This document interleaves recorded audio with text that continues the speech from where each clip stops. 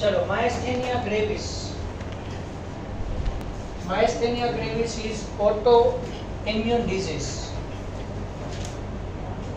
What do you mean by autoimmune disease?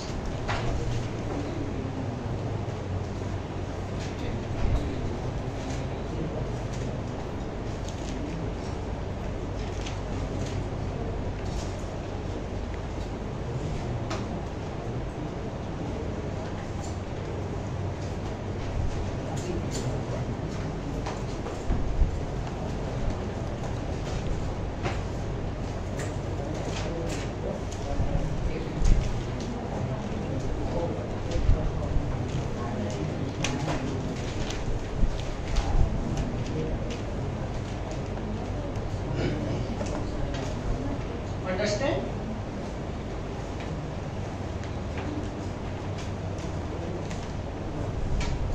Autoimmune disease means our immune system attacks on our body. Generally, what is the function of the immune system? It identifies the own cell, own body cell, and it identifies other harmful organisms. And after identification of the harmful organisms, it will kill them and protect our body against them. પડે ખબર? For example, આપણે corona positive પેશન્ટના કોન્ટેક્ટમાં આવ્યા હોય, હે ને? તો આપણને corona થાય કે નોય થાય એની ગેરંટી તો આપણે ન લઈ શકીએ ને. પણ સપોઝ આપણે કોરોના પોઝિટિવ પર્સનના કોન્ટેક્ટમાં આવ્યા હોય અને આપણને કોરોના ઇન્ફેક્શન નથી લાગતું, means our immune system fight against it and protect our body against them. અને આવું આપણે ક્યારેક સાંભળ્યું હોય તો એક કોરોના પોઝિટિવ પેશન્ટના કોન્ટેક્ટમાં 10 જણા આવ્યા હોય, બીજે દિવસે 2 પોઝિટિવ આવ્યા, 8 ને કાંઈ ન થયું હોય. એક્ઝામ્પલ આપું છું, બરાબર? એટલે એમાં જે 8% જે છે એનો ઇમ્યુન પાવર સ્ટ્રોંગ છે. So myasthenia gravis is autoimmune disease affecting neuromuscular junction leading to fatigue. What is fatigue? Tiredness. Tiredness in the muscles due to lactic acid accumulation. Weakening, muscles weak થઈ જશે. And paralysis of the skeletal muscle. And might be due to paralysis in diaphragm. Can you know? Yeah. Might be paralysis in the diaphragm leads to death also. But if paralysis occurs in the upper limb or lower limb, that functions are affected. But paralysis occurs in the diaphragm cause death. So sometimes due to myasthenia gravis death also occurs. Clear? Then muscular dystrophy, it is also known as DMD.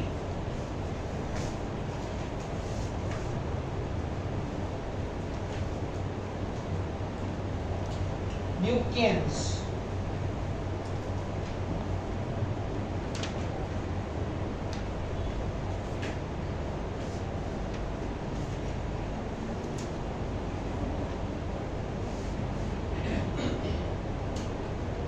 Duchenne's muscular dystrophy, DMD.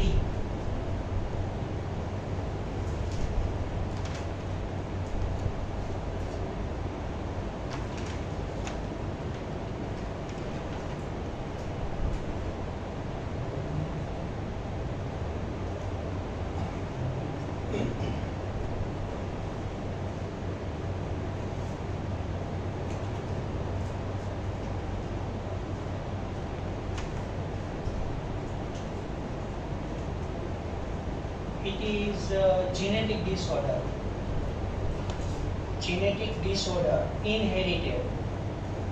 If parents consist DMD, their child also consists DMD. Here what happened? due to prolonged time muscles are not properly used, muscles become dystrophied. Dystrophied means degradation of the muscle fibers. એટલે prolong time આપણે મસલમાં contraction ન કર્યું હોય, work ન કર્યું હોય, સો muscles R degenerated. Muscles ધીમે ધીમે વીક થવા માંડે. બેસ્ટ પ્રેક્ટિકલી એક્ઝામ્પલ તમને આપું, તમે બધાએ ફીલ કરેલું છે. બે વસ્તુ તમને સમજાવું. આપણે જ્યારે રૂટીન કેટલા વાગે ઉઠતા હશો તમે? 5:30 6 વાગે કે વોટ એવર ટાઈમ, બરોબર? સન્ડે એટલા વાગે જાગી જઈશું ને પાછા ભલે ઉઈ ગઈ 10 વાગે એનો પ્રશ્ન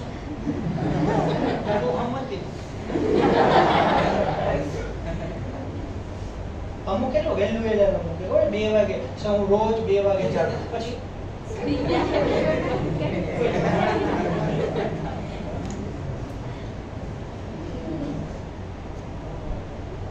અમુક તો એલાર્મ બીજા જગાડે બંધ કરી હોઈ જાય. બીજો કંટાળી બંધ કરવા ઉભો થયો. આ તો જેને મૂક્યો હોય તો ઉઠે જ તે. કાલે એવું થયું, કાલે સ્ટુડન્ટ હું લેક્ચર આપતો હતો તો આપણે કેમ ઓલું રૂલ છે ને, તમે મોબાઈલ લાવ્યો હોય તો ઓફિસમાં સબમિટ કરાવો. એક જણાએ બપોરે 2:30 વાગે એલાર્મ મૂક્યું, 3:30 વાગે ઉઠી 60 વખત એલાર્મ વાગ્યું. 2 કલાક પીયુનિયા કંટાળી ગયો કે આ કોના ફોન આટલા બધા કે અર્જન્ટ તો નહીં હોય ને, પણ જોયું ને તો એલાર્મ.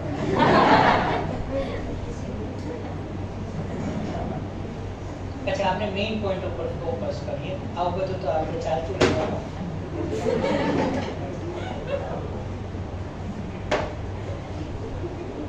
અચ્છા, એક વિચારો કે સપોઝ તમને એમ કહી કે સન્ડે રજા છે, બરોબર છે?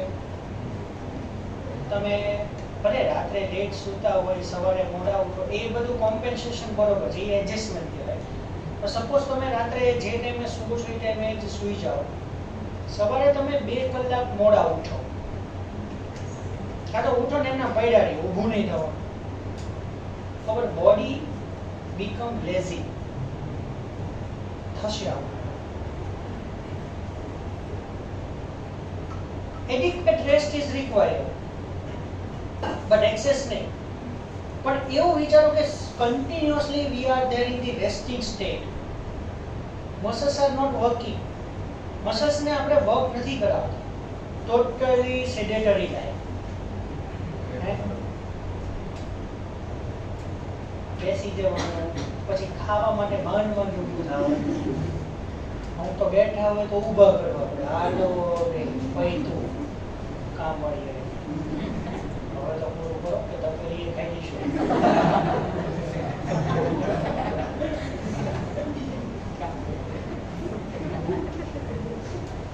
તમારે લેટર ગ્રોથ વાળા ઘણા કોન્ટેક્ટમાં હો. હા, એક વખત અમને પૂછ્યું હતું તો આવડું બોડી કરવાનું શું, ભૂલથી પૂછે. હું તો 3-4 જણાને પૂછે બોલાવડાવો ને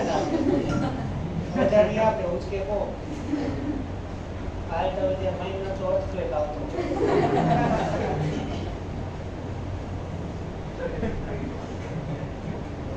મને તો અમુકની હેબિટ નથી ખબર પડતી. ડાયટિંગ કરતા હોય, 7-8 પીઝા ખાલી ચા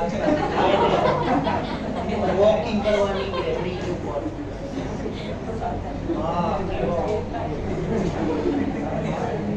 અમુકને જોઈ તો એમ જ થાય કે આખું સુરેન્દ્રનગર ડિસ્ટ્રિક્ટ ફરે ને તોય બોડી નીકળે.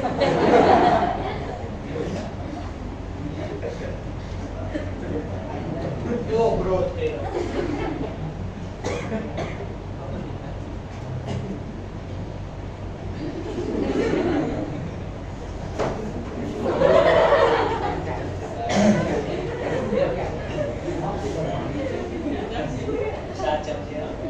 મારા લેક્ચરમાં ખબર નહીં કેમ બધું પડછોડ કરે, કોક પડે કાં તો કંઈક.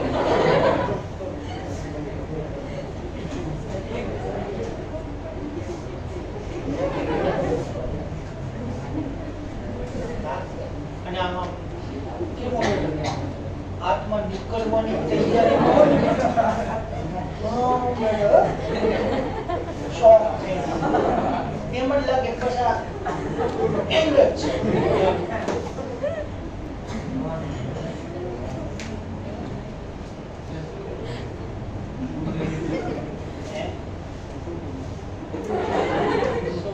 યાદ આવી ગયું? So if we don't use the muscles for a prolonged time, muscles are degenerated and it is known as dystrophy. But it was discovered by Duquesne, named the scientist.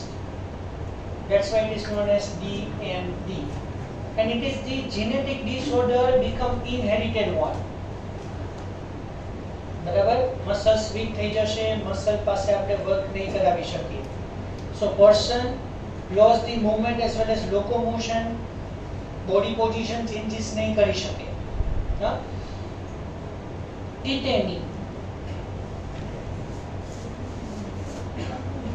અચ્છા, આ ટીટેની છે અને ટીટેનસ both are different. હા, ઈ કહી દો. પછી આને અહીંયા કનેક્ટ ન કરતા. હા, પાછા અમુક સાયન્ટિફિક માઇન્ડ વાળા હોય. હા, મેં તો ઘણા જોયા. અમુક છે ને ખાલી ડિગ્રી લેવા જ બેઠા, બાકી સાયન્ટિફિક માઇન્ડ હોય. સાયન્ટિસ્ટ લેવલે વિચારી એટલું બધું વિચારે, એટલું બધું કોઈ વેલ્યુ નહીં હોય.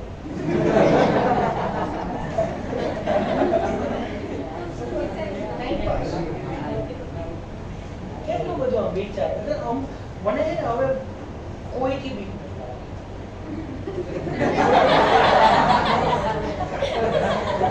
મને એક જણાથી બીક લાગે. આમ જે ફ્રી બેઠા હોય એના ક્યાં ક્યાંથી વિચારો આવે ખબર જ ન પડે. કેવા કેવા વિચારો આવે ખબર જવાબ નો આપી જ્યાં ફ્રી બેઠા હોય ને શાંતિથી એનાથી બીવું ખાસ ઘણો ચેન્જ કરી નાખ્યો. પહેલા હું ડંબોથી રિક્ષાથી બીતો હતો.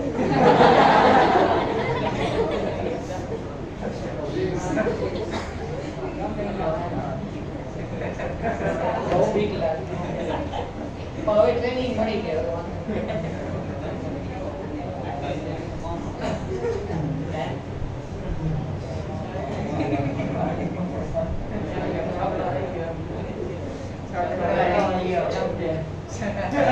એમાં તો કેતો જ નહીં, એવું જ નથી.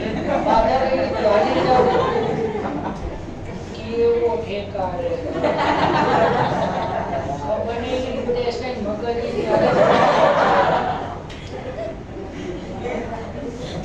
આવડું જમ્પર હાલે જ નહીં.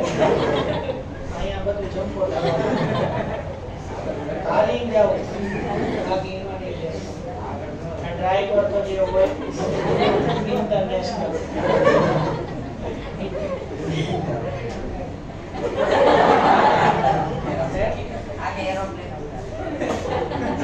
અહીંયા પતંગ લઈને જ ઉડતા.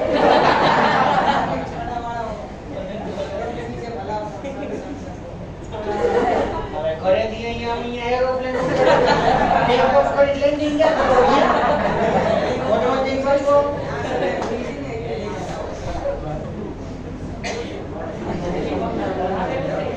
ટેક ઓફ કરો પછી લેન્ડિંગ થાય એમ થાય વઢવાનું પાછા.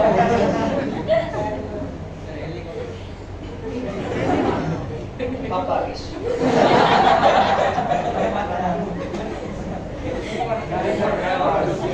આ વખતે સમજો છો.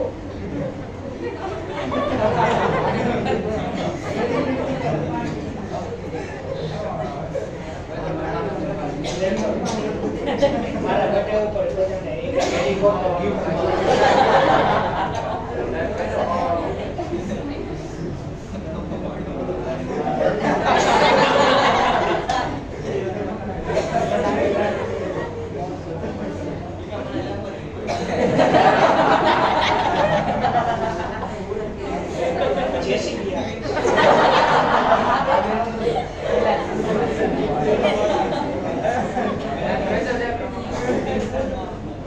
ઘણી બધી બેકલાઈન નાખવાની બાકી છે.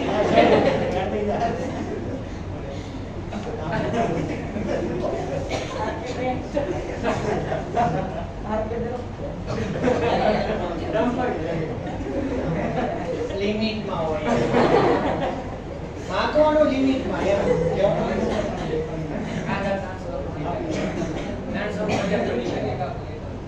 બજેટનો વાંધો નથી વસ્તુનો વાંધો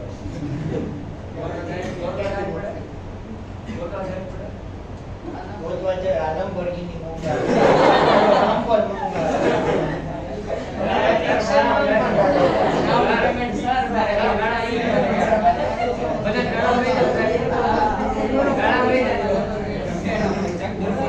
ના અહીંયા તો છોટા મુકાય ઓલા વાય જોડે બે ત્રણ આગળ થઈ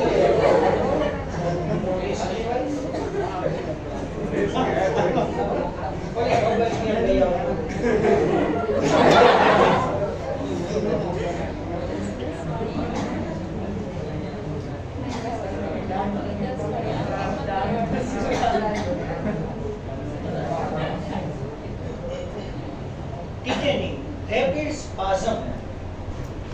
Spasm मतलब muscle is there retained in the contracted state only. Spasm means prolonged contraction state, no relaxation. So muscles are spastic. Spasm occurs due to low calcium ion concentration. એટલે આપણા બ્લડમાં C for muscle contraction calcium is very essential. So in our body if calcium is less, so muscles are spastic. Spasm of the muscles. Muscles are maintained in the contracted state for the prolonged time and not be relaxed. Barabar? Arthritis.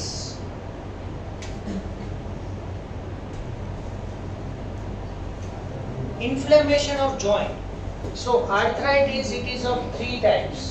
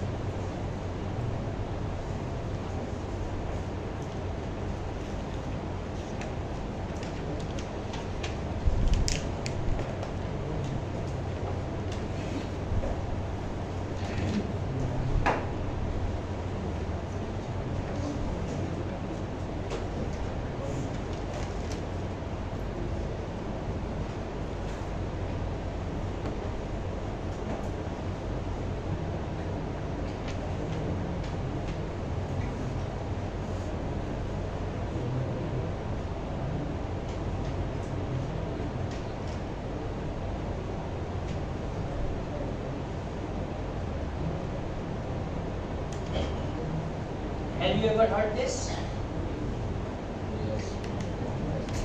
Osteoarthritis. Less amount of synovial fluid in the joint. Okay? And it is very common in aged persons after 50. But majority the knee joint is affected there. અને તમને ખબર હોય તો knee replacement કરવું પડે. knee replacement or hip replacement. Hip replacement માં તો મેં તમને કીધું કે બોલ જે છે એ આર્ટિફિશિયલ લગાવી શકાય. limb length discrepancy ની વાત થોડી કરી હતી મેં. length variation, limb length variation. હવે degenerative changes occurs also in the hip joint also. તો hip joint માં acetabulum છે ને એ સ્ટેનલેસ સ્ટીલ નું આવે હો. Acetabulum is of stainless steel and the ball of the femur is also of stainless steel. It is known as total hip replacement, THR. આની treatment કાંઈ જ નથી. બરાબર? Gradually the space in the joint decreases. Synovial fluid decreases. Person feels the pain. અને ખાસ જો ખબર હોય તો ની જોઈન્ટમાં પર્સનને અફેક્ટ થાય તો લોકિંગ ઓફ ની અકર્સ કોમનલી, ની લોક થઈ જાય છે ઘણી વખત. બરાબર. સો એની અંદર પાર્શિયલ ની replacement therapy, partially hip replacement, total knee replacement and total hip replacement. These are the very common methods to treat. Operative treatment, huh?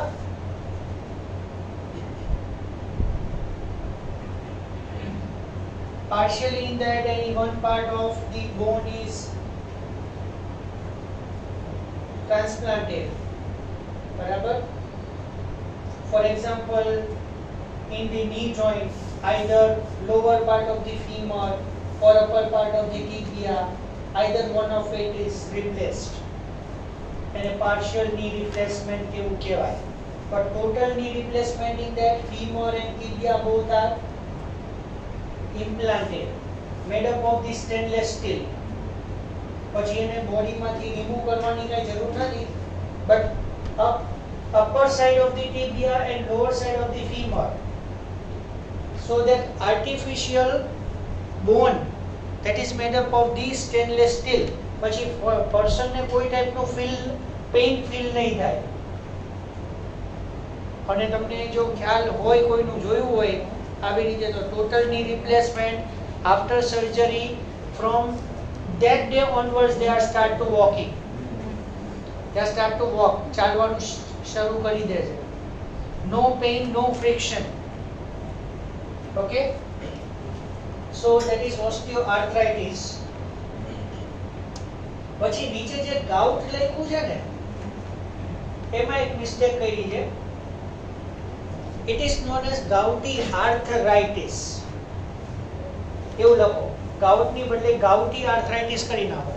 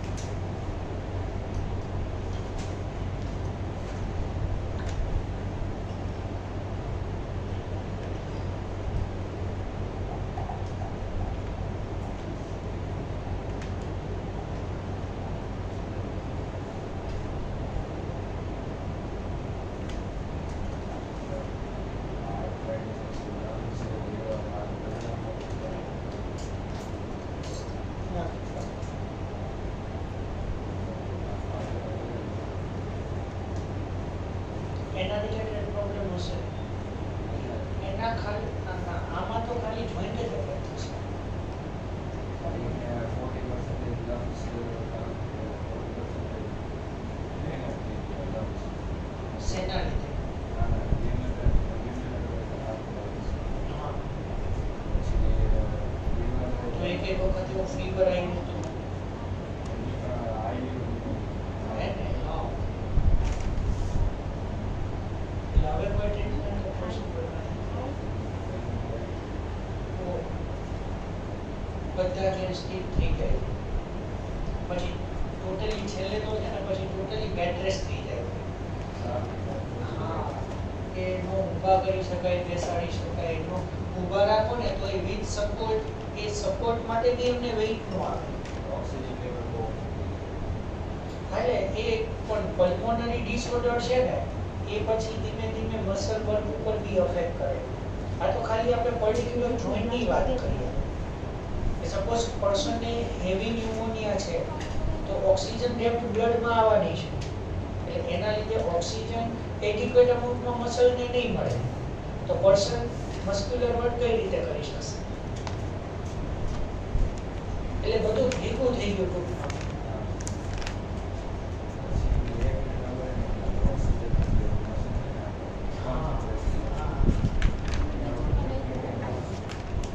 Rheumatoid આર્થરાઇટિસના તો મેં ઘણા પેશન્ટ્સ જોયા છે. અમે જ્યારે પ્રેક્ટિસ કરતા અત્યારે પણ એ સ્ટેન્ડિંગ પોઝિશન આવી ગયું હોય ને તો એ જે ઓલું વોકર કેવું આવે ને એમને હોલ્ડ કરવા માટેની ફિંગરમાં બી એમને એનર્જી ના હોય. એટલે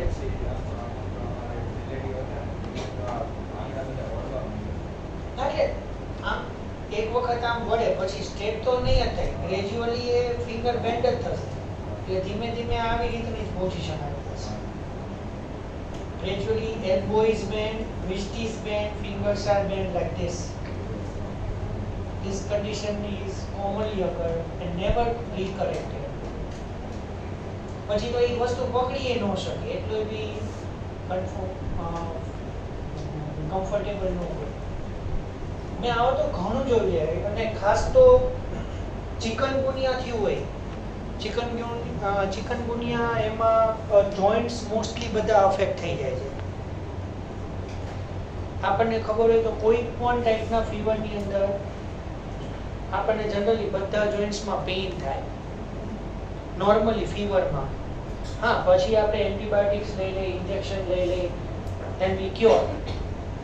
બટ આ ચિકનગુનિયા છે, ર્યુમેટિક ફીવર છે, એમાં બધા જોઇન્ટ સ્લોલી એવા અફેક્ટ થાય છે કે પર્સન જે છે ને એ પછી ધીમે ધીમે ઇનએક્ટિવ થતો જાય છે.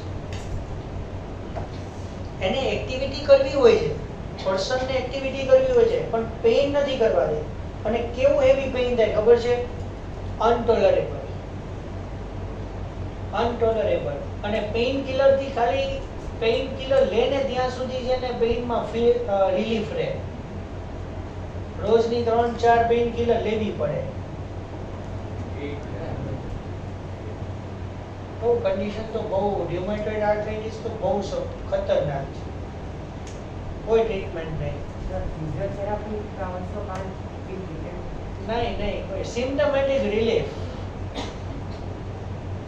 આગળ સ્પ્રેડ થતો સ્ટોપ કરી શકાય but it depends on the patient. અને પેશન્ટને પેઇન ફીલ થતું હોય તો તમે એને સિટ ટુ સ્ટેન્ડ કે સ્ટેન્ડ ટુ વોક કે તમે એને પ્રેક્ટિસ કરાવશો એઝ અ ફિઝિયોથેરાપિસ્ટ, બરોબર? તો એ કરી જ નથી શકતા. ટાયર્ડનેસ અપર્સ. મેં તમને હમણાંનો એક્ઝામ્પલ આપ્યું શિક્ષિત કે આપણે તમે 2 કલાક ખાલી વધારે સૂઈ રહો, પડ્યા રહો, તમે આમ થોડું વર્ક કરશો ને થાકી જશો. માર્ક કરજો, થોડું આપણે વર્ક કરીને આપણે થાકી જઈએ એવું થાય. એટલે રુમેટોઇડ આર્થરાઇટિસમાં પેઇન એવું થાય છે કે પર્સનની ટોલરન્સીને સેલ્યુટ કરવું પડે પણ એનો કોઈ ઈલાજ શક્ય નથી. સ્ટીરોઇડ પછી ઓસ્ટિયોપોરોસિસ કરે. પછી ઓટો ઇમ્યુન ડિસીઝ થઈ ગઈ.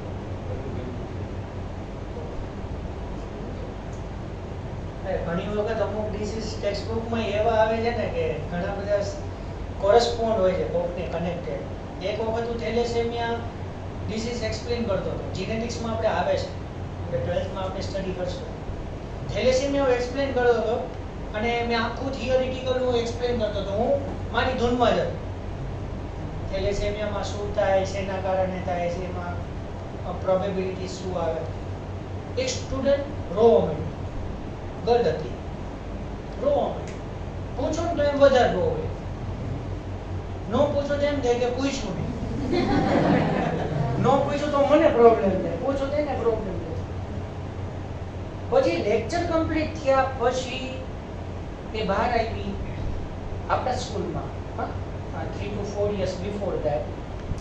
પછી ક્લાસમાંથી બહાર આવી મને કીધું કે સર મારા મધર ફાધર બી થેલેસેમિક માઇનર છે અને મારો એક એલ્ડર બ્રધર હતો એ થેલેસેમિક મેજરમાં ડેડ થઈ ગયો. મને કે હું ક્લાસમાં બોલી ન શકી. અને મેં એ ટાઈમે એક્સપ્લેન કર્યું if mother is minor, father is minor, the child is definitely major. M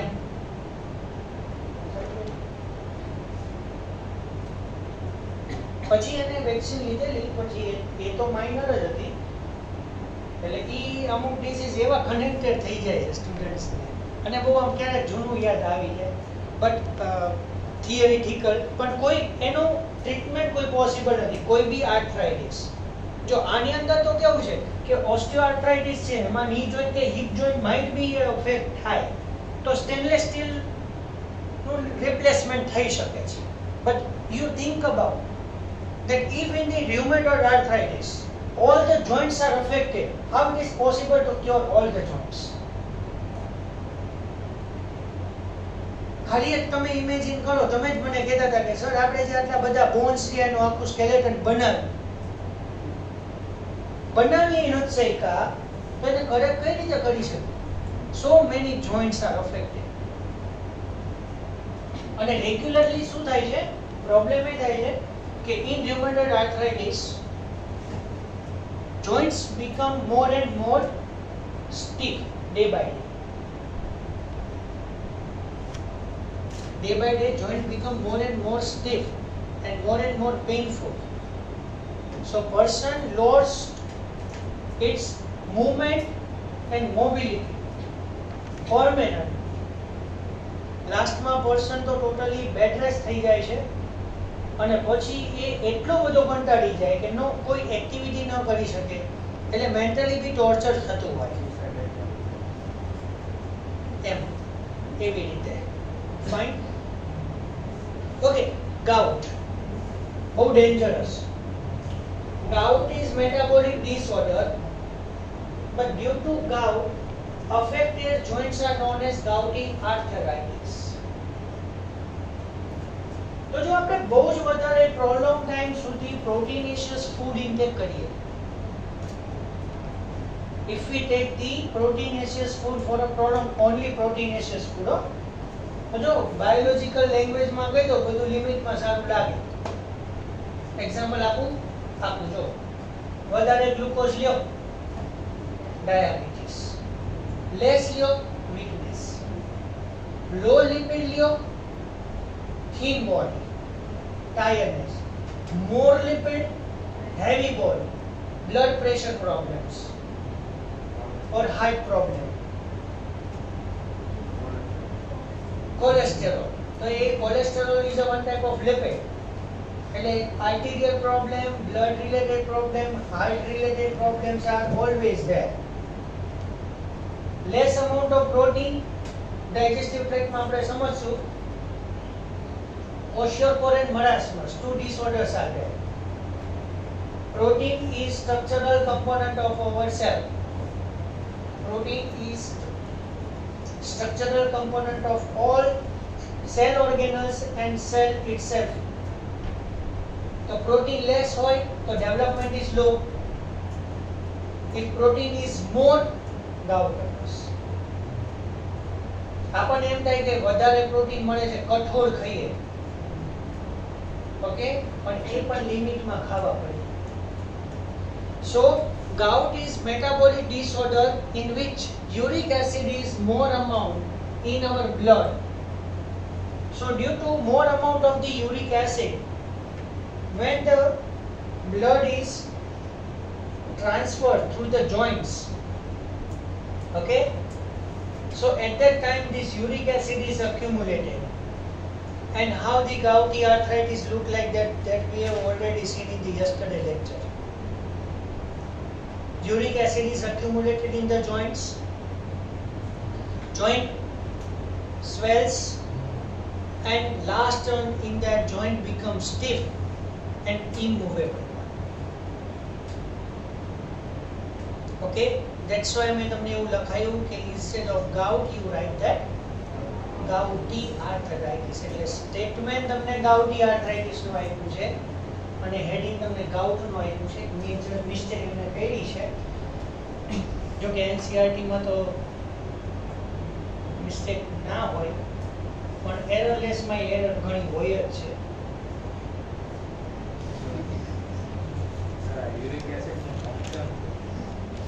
uric acid એક છે ને એક્ચ્યુઅલી એક્સક્રીટરી પ્રોડક્ટ છે. એ વધવું ન જોઈએ. Normally blood uric acid is there but in very least quantity.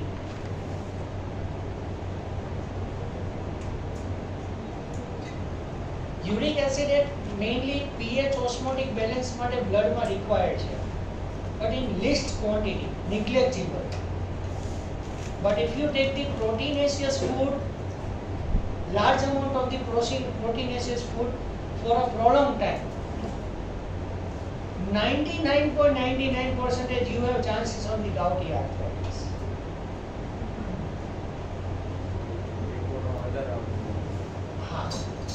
About 8 or 9. I mean, negligible value છે. હવે તો એ જે બધું પ્રેક્ટિકલી જે જોયું ને એને તો થિયરી સાથે કમ્બાઈન કરજે એટલે તને બધો ક્લિયર કટ આઈડિયા થઈ જશે. એટલે બધાને છે ને પ્રોટીનેશિયસ ફૂડ કે એવું ખાવું જ જોઈએ. પછી હાઈ સુગરી ફૂડ બધું એનો કીધું બેલેન્સ્ડ ડાયટ. આપણે સાયન્સમાં ઘણા બધા ટાઈમથી આપણે સ્ટડી કરતા હોય છે. Clear? And last is osteoporosis, age related disorder characterized by decrease the bone mass. તો અહીંયા શું લખવાનું રહે?